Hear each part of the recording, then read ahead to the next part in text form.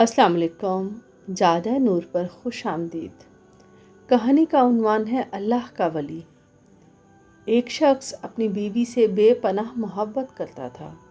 بدقسمتی سے بیوی کو جلد کی بیماری لگ گئی، جس سے دن بدن اس کی خوبصورتی بدصورتی میں ڈھلتی چلی گئی۔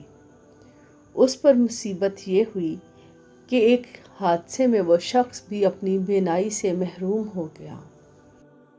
وہ دونوں اسی حال میں اپنا گزارا کرنے لگے، مگر بیوی کی جلد کی بیماری بڑھتی گئی۔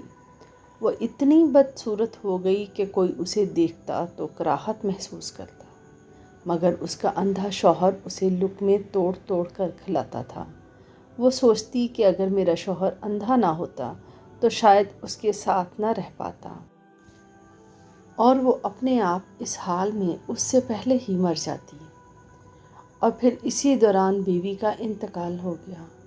اس صدمے میں شوہر نے اپنا سب کچھ فروخت کیا اور دوسرے شہر جانے لگا، تو راستے میں کسی نے آواز دی، اب تک تو تمہاری بیوی تمہاری آنکھیں بنی ہوئی تھی، وہی تمہیں پکڑ پکڑ کر راہ دکھاتی تھی، وہی تمہاری مدد کرتی تھی، اب کہیں اکیلے کیسے جاؤ گے؟